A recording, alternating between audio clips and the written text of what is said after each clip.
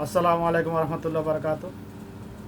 আমার সকল দিনই বাহিনীর শুরুতে একটা হাদিস বলে রাখি, যে হাদিসটা কিয়ামতের গুলোর মধ্যে সবচেয়ে বড় একটি আলামত। হাদিসটা হলো, হাদিসের বাংলা অনুবাদ বলতেছি আমি। রাসূলুল্লাহ সাল্লাল্লাহু আলাইহি ওয়াসাল্লাম বলছেন, কিয়ামতের পূর্বে, কিয়ামতের নিকটবর্তী অবস্থায় সময়ে আমার উম্মত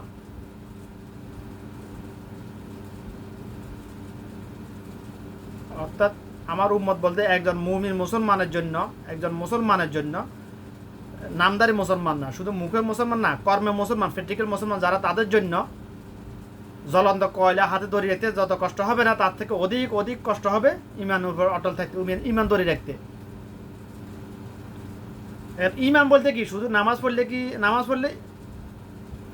পড়লে ইমানওয়ালা হয়ে যায়, ইমান আছে, ইমানটা থাকে, টিকে থাকে নামাজ পড়লে। কিন্তু মুসলমান শুধু নামাজ পড়লে মুসলমান পরিপূর্ণ মুসলমান হয় না। মুসলমান হওয়ার জন্য নামাজের পর আরও অনেকগুলো দাফ আছে, এগুলো পরিপূর্ণভাবে আমল করতে হবে, প্র্যাকটিক্যালভাবে পালন করতে হবে। এগুলোর উপর প্র্যাকটিক্যাল ইমান আনতে হবে, মুখে ইমান আনলে হবে না। শুধুমাত্র পরিপূর্ণ মুসলমান হওয়ার জন্য রিসালাতের উপর পরিপূর্ণ ইমান আনতে হবে।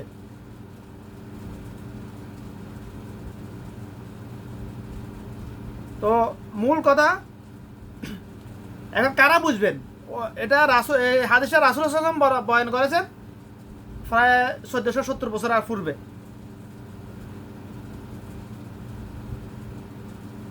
ওটা বলছে কিয়ামতের পূর্বে হবে। আর এটা আমি বলতেছি, এটা আমি দেখতেছি হয়ে গেল, এটা সময়টা চলে আসছে বিগত আরো প্রায় 10-20 বছর আগে থেকে সময়টা চলে আসছে। কাদের জন্য সময়টা চলে আসছে? যারা প্র্যাকটিক্যাল মুসলমান, তাদের জন্য সময়টা আসছে। যারা মুখে মুসলমান অন্তরে মুসলমান নয়, তাদের জন্য নয় সময়টা। তাদের জন্য অসুবিধা নেই, কোনো সমস্যা নাই তাদের জন্য দুনিয়াতে মস্ত বড় খাওয়া দাওয়া ফুর্তি করো, কোনো সমস্যা নেই। সময়টা কাদের জন্য আসছে? যারা অন্তরে মুখে মুসলমান, প্র্যাকটিক্যাল মুসলমান, যাদের মুখের কথা আর অন্তরের কথা এক, তাদের জন্য আসছে এই সময়টা।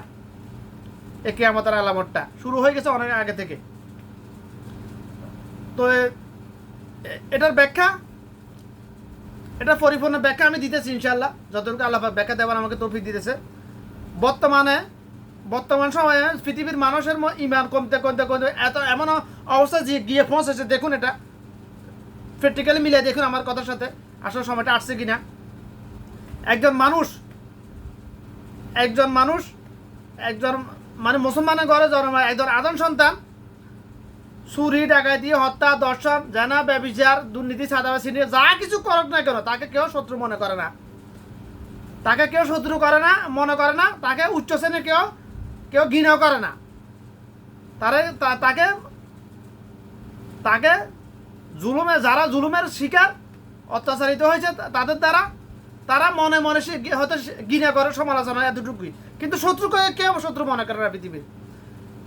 তার সরকারও শত্রু মনে করে না, পুলিশ আর্মি কেউ তাকে শত্রু মনে করে না, সমাজও তাকে শত্রু মনে করে না, পরিবার, আত্মীয় স্বজন, কেউ তাকে শত্রু মনে করে না। কিন্তু যখনই একজন মুসলমান নামদারি আদম সন্তান পরিপূর্ণ তাওহীদ এবং রিসালাতের উপর ইমান এনেছে, কলবে ইমান স্থাপন করেছে, এবং প্র্যাকটিক্যালভাবে আল্লাহ পাকের সকল আদেশ পালন করেছে, যেভাবে পালন করার জন্য রাসূল সাল্লাল্লাহু আলাইহি ওয়াসাল্লাম করে দেখিয়েছেন সেভাবে, এবং অন্যায়ের প্রতিবাদ করতেছে, যাবতীয় হারামকে হারাম মনে করতেছে, যেরকম হারাম মনে করতেছে পৃথিবীর সকল মুসলমান নামদারি আদম সন্তান শুকরের গোস্তকে, সেরকম হারাম মনে করতেছে যাবতীয় হারামকে। মিথ্যা কথা বলা, সুদ খাওয়া, ঘুষ খাওয়া, দুর্নীতি, সাদা, সিন্ডিকেট করা, জানাবা বিচার করা, অন্যের হক, যে কোনো প্রকারের হক নষ্ট করা, সবগুলাকে নিজের স্ত্রী ব্যতীত অন্যের বউর দিকে তাকানো, অন্যের বউর দিকে আলোচনা করা, কথাবার্তা বলা, একাকিত্ব বসে, সবগুলোকে হারাম মনে করতেছে।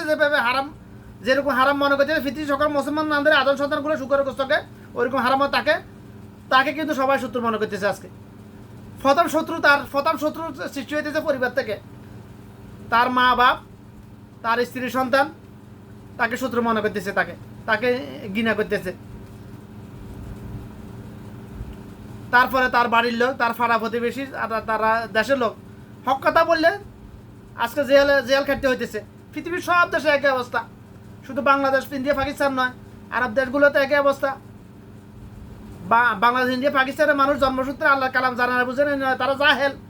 আর আরব দেশের জন্মসূত্রে আল্লাহর কালাম জানে বুঝে কিন্তু মানতেছে না, এই জন্য তারা আবু জাহেল।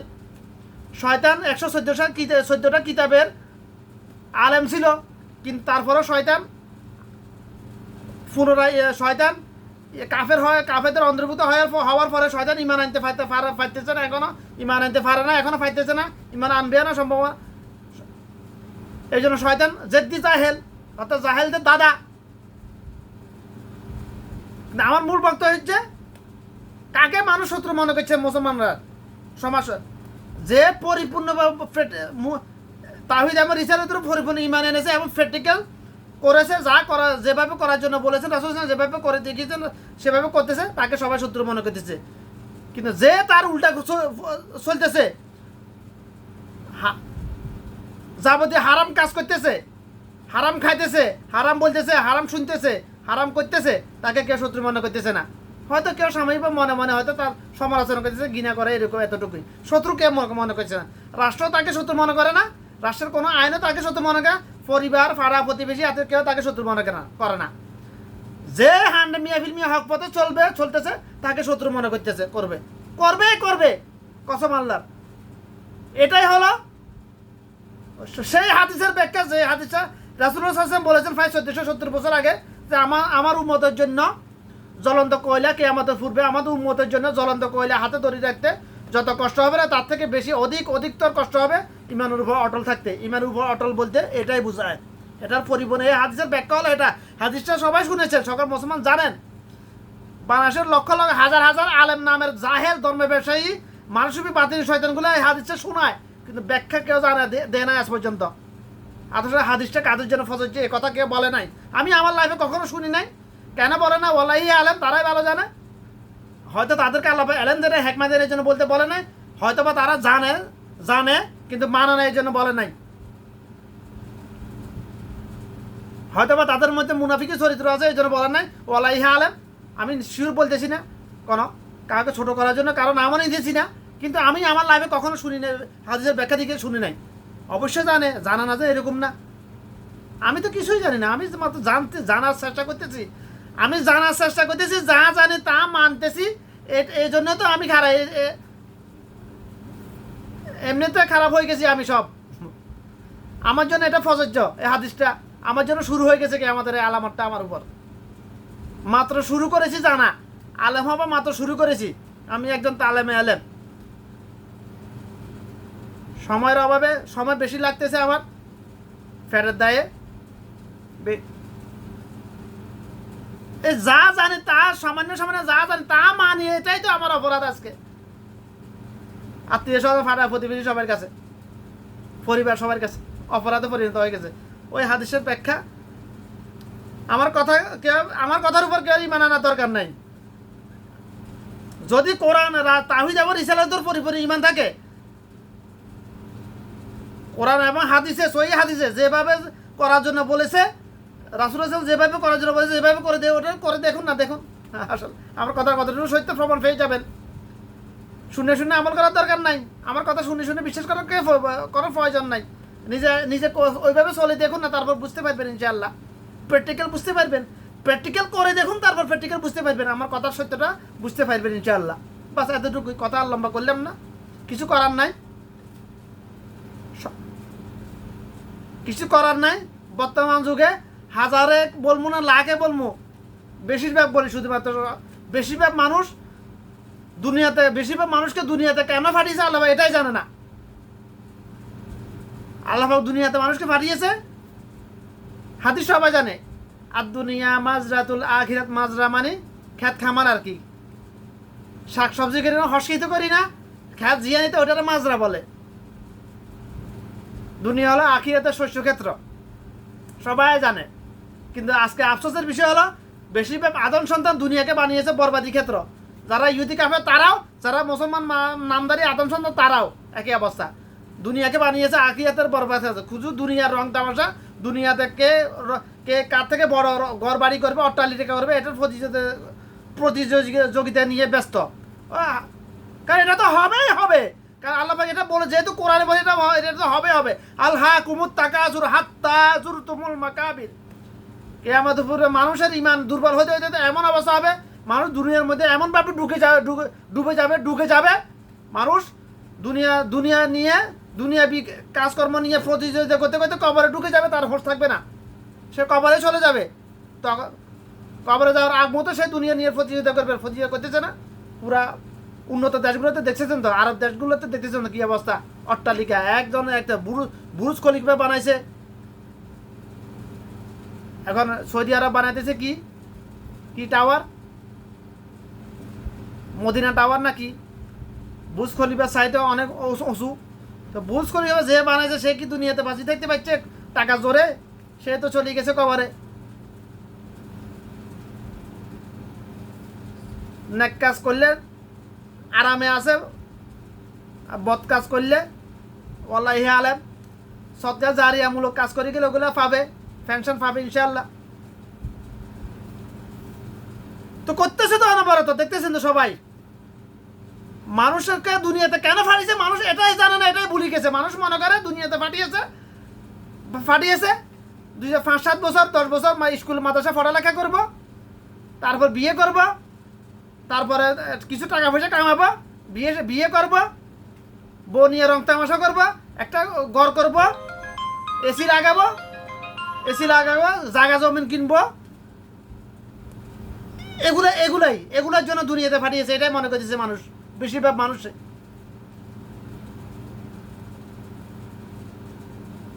মানুষ এটাই মনে করতেছে দুনিয়াতে এই জন্য ফাটিয়েছে। আসলে কি দুনিয়াতে আল্লাহ এই জন্য ফাটিয়েছে মানুষকে? না, আল্লাহ দুনিয়াতে মানুষকে ফাটিয়েছে পরীক্ষার কেন্দ্র। আখিরাত হচ্ছে আলমে বাজার হচ্ছে পরীক্ষার কেন্দ্র।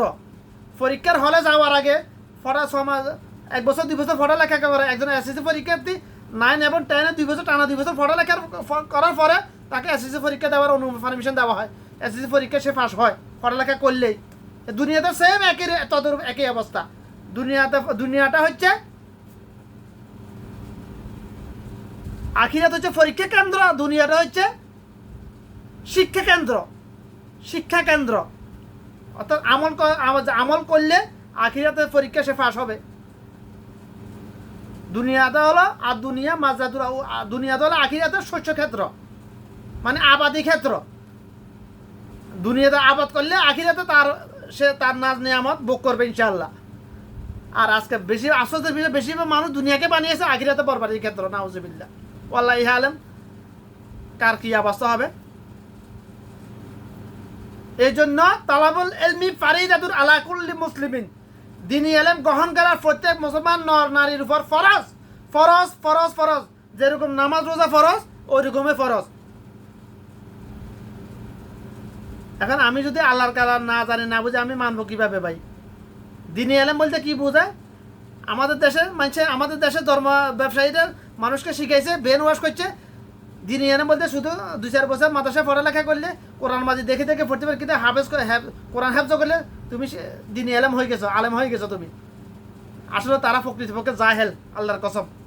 দ্বীনি ইলম এই শব্দটার মৌলিক অর্থ হলো আল্লাহর কালাম জানা বুঝা। এটা হচ্ছে যে আল্লাহর কালাম জানে বুঝে সে জাননেওয়ালা আলেম, যে আল্লাহর কালাম জানে বুঝে সে মাননেওয়ালা আলেম, যে আল্লাহর কালাম জানে বুঝে মানে না সে আবু জাহেল মার্কা, যে আল্লাহর কালাম জানে বুঝে মানে সে সাহাবীদের ন্যায়, সেই প্রকৃত মুসলমান। জানে লোকের পৃথিবীতে অভাব নাই। আমি যা জানি তার 100 গুণ 1000 গুণ বেশি জানে পৃথিবীতে অনেক লোক, মিলিয়ন লোক। কিন্তু যা জানে যেভাবে জানে সেভাবে মানে না, যেভাবে জানে সেভাবে বলে না।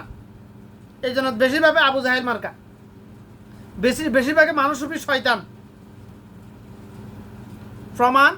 প্রমাণ যদি চাই আমি নাম ধরে বলতে পারবো, আমার সামনে বসিয়ে রেখে প্রমাণ করে দিতে পারবো আমি ইনশাল্লাহ। প্রমাণ যদি কারো লাগে, কিন্তু প্রয়োজন না এগুলো আমার, কারণ আমি দুনিয়ার পাবলিসিটির জন্য কথা বলি না, বলতেছি না। আমি আল্লাহর কসম নিজে বাঁচার জন্য কথা বলতেছি। আল্লাহ পাক এলেম দিতেছে দিতেছে অনেক বছর আগে থেকে। আল্লাহ পাক আমাকে কথা বলার হেকমা দিতেছে। যখন যেভাবে বলার হেকমা দেয় ওইভাবে কথা বলি আমি। এই জন্য বলতেছি নিজে বাঁচার জন্য। যদি আমাকে ধরে তো তোকে কথা বলার জন্য এলেম দিয়েছি, হেকমা দিয়েছি, তুই বলিস না কেন? কেন মানুষের কাছে পৌঁছাস না কথাগুলা? এই জন্য নিজে বাঁচার জন্য কথা বলতেছি, নাহলে কথা আমি বলতাম না। নিজে নিজে খেয়ে নিজে বাঁচে বাপের নাম, নিজের কবরে নিজে চিন্তা করতাম একা একা, বাস। বাকি সবাই জাহান্নামে গেলে আমার কি? আমার জান্নাতে যাওয়া দরকার, বাস। টার্গেট হয়তো আমার এটাই। কিন্তু কিন্তু কসম আল্লাহর, আমি নিজে বাঁচার জন্য কথা বলি সময় পাইলে, নাহলে কথা বলতাম না আমি। তো আমার কথাগুলা কোয়া তো হবে অবশ্যই। মিষ্টি সুরের কথা বলে যদি দিন কায়েম হয়ে যেত, তাহলে বাংলাদেশে তো হলো হাজার হাজার বক্তা মিষ্টি সুরে। আমার জন্মের পর থেকে দেখতেছি ওয়াজ করে যাইতেছে, দিন কায়েম হয় না কেন বাংলাদেশে? বাংলাদেশের মতো এত ওয়াজ পৃথিবীর কোনো দেশে হয় না। বাংলাদেশের মতো এত ধর্ম ব্যবসায়ী পৃথিবীর কোথাও নাই। বাংলাদেশের মতো এত বিদাত পৃথিবীর কোনো দেশেই নাই। বিশ্বাস না হলে বিভিন্ন দেশ ভ্রমণ করে দেখো, তোমরা বুঝতে পারবে ইনশাআল্লাহ। আমারটা আমি বুঝে গেছি, যা বুঝার। এটা যা বলছি প্র্যাকটিক্যাল প্রমাণ আছে আমার কাছে, এই জন্য বলতেছি আমি এগুলো সব। তো আশা করি কথাগুলো কলাবে ঢুকানোর চেষ্টা করবেন সবাই। কোরআন মাজিদ শুধু দেখে দেখে পড়ার জন্য শুধু 1 হরফের 10 নাকি, এটার জন্য 1 হরফের 10 নাকি, শুধুমাত্র এই জন্য কোরআন তেলাওয়াত করার জন্য কোরআন মাজিদ নাজিল করা নাই। কোরআন মাজিদ নাজিল করেছে আল্লাহ পাক কোরআন মাজিদে যে কাজ যেভাবে করার জন্য বলেছে, যে কাজ করার জন্য নিষেধ করেছে, যে কাজ করার জন্য বলেছে, এগুলা যেভাবে করার জন্য বলেছে এভাবে করার জন্য, দেখ ফোড়ে ওইভাবে করার জন্য, যেটা আদেশ আল্লাহর আদেশ নিষেধ যেটা আদেশ করেছে ওটা করার জন্য, যেটা ওটা না করার জন্য কোরআন মাজিদ নাজিল করেছে আদম সন্তানের জন্য পদর্শক হিসাবে। শুধু নামাজে দাঁড়িয়ে কোরআন তেলাওয়াত করার জন্য নয়, আর শুধুমাত্র 1 হরফের 10 নাকি এটার জন্য কোরআন মাজিদ নাজিল করে নাই। কসম আল্লাহর। এই কথাটা যতদিন বুঝতে পারবে না ততদিন আপনি পথভ্রষ্ট, ততদিন জাহেল। যেদিন এই কথা কলাবে ঢুকবে, বুঝতে পারবে প্র্যাকটিক্যালি, এই কথার উপর আমল করবে, সেই দিন থেকে আলেম হবে, হয়ে যাবে ইনশাআল্লাহ। আমাদের দেশে ধর্ম ব্যবসায়ীরা সাধারণ মানুষের ব্রেন ওয়াশ করছে, তোমাদের আলেমেরও প্রয়োজন নাই। আল্লাহ পাক আমাদেরকে কন্ট্যাক্ট দিয়েছে, লিজ দিয়েছে ধর্ম ব্যবসা। আমরা ধর্ম ব্যবসা করি, তোমরা আমাদের কথা শুনো। আমরা বিদাত করে যাই, তোমরা আমাদের পিছনে বিদাত করো। আমাদের দেশে ধর্ম ব্যবসায়ীদের চাইল এগুলা চক্রান্ত চলতেছে শত বছর আগে থেকে। সাধারণ মানুষ আলেম হয়ে যাক, সবাই এটা চায় না, এই জন্য তাদের ধর্ম ব্যবসা বন্ধ হয়ে যাবে। সবাই যদি আল্লাহর কালাম জানে, বুঝে, মানে, তার ধর্ম ব্যবসা তো 100% মিয়ে বন্ধ হয়ে যাবে বাংলাদেশে। যেরকম আরব দেশে কোথাও আরব গালফের 6টা-7টা দেশ, কোনো দেশে ধর্ম ব্যবসা নাই, তাফসিরে কোরআন নাই, মঞ্চ তৈরি করা, ওয়াজ করা, এটা নাই, বিদাত নাই, এই বিদাত নাই, এটা বিদাত। মঞ্চ তৈরি করা, ওয়াজ মাহফিল করাটাই বিদাত। দিন প্রচার করতে হবে মানুষের দ্বারে গিয়ে, মানুষের ঘর দুয়ারে গিয়ে, পার্সোনাল ভাবে। যে শিক্ষা রাসূল সাল্লাল্লাহু আলাইহি ওয়াসাল্লাম দিয়ে গেছেন, যে শিক্ষা সাহাবীরা করে দেখিয়েছেন,